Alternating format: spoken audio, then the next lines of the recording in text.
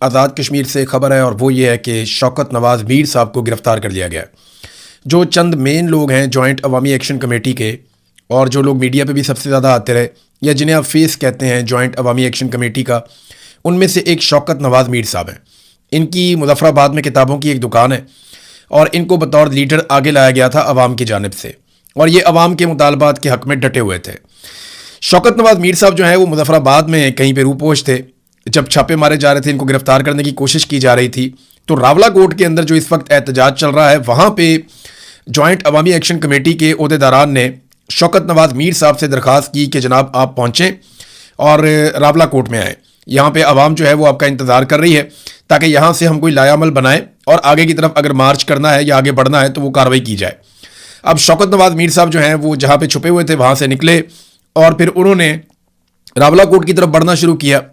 अब ये अलग अलग रस्तों से आ रहे थे, कुछ खुफिया उनको जाना पड़ रहा था। फिर रास्ते में उन्होंने एक जगह के ऊपर, क्योंकि जगह जगह नाके लगे हुए आप जानते हैं, और दूसरी बात यह है कि ये खबर भी बाहर आ गई थी कि शौकत नवाज़ मीर साहब को रावला कोर्ट में बुलाया गया और वो वहाँ पहुँचेंगे, तो सिक्योरिटी फोर्सेज भी मुतहर्रिक हो गई थी।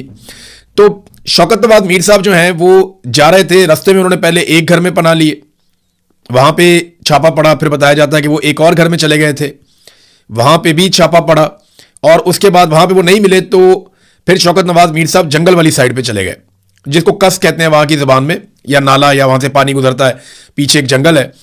और वो जो मनाजिर हमने देखे उनकी गिरफ्तारी के, वो बड़े खौफनाक हैं। गिरफ्तारी के वक्त के जो मनाजिर हैं, कुछ लोगों ने वीडियोज़ बनाई, दूर से बड़ी शदीद फायरिंग हो रही थी, ऐसे लग रहा था जैसे बॉर्डर खुल गया।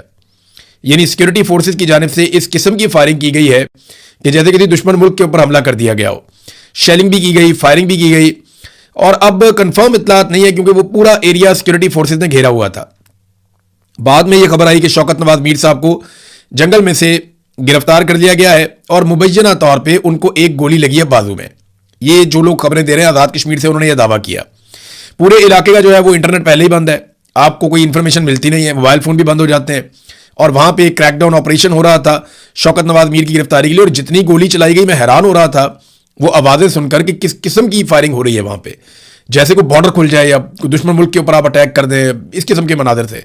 बहरहाल शौकत नवाज़ मीर साहब को ज़ख्मी हालत में मुबैना तौर पर गिरफ्तार किया गया। उनके एक साथी जो है वो गिरफ्तार नहीं हुए जो उनके साथ थे, और सुनने में आ रहा है एक और शख्स भी साथ, उनका जो साथी था वो गिरफ्तार हो गया। अभी तक की जो इतलात है वो ये बता रही हैं कि शौकत नवाज़ मीर साहब को गिरफ्तार करने के बाद आज़ाद कश्मीर से बाहर ले जाया गया। अब आज़ाद कश्मीर से निकालेंगे तो रावलपिंडी लेकर जाएंगे। अब आज़ाद कश्मीर में शौकत नवाज़ मीर साहब नहीं है, ये आज़ाद कश्मीर का मीडिया क्लेम कर रहा है। वो ये कह रहा है कि जैसे ही उन्हें सिक्योरिटी फोर्सेज ने पकड़ा तो वो उन्हें लेकर निकल गए और आज़ाद कश्मीर की हदूद फौरी तौर पर छोड़ दी।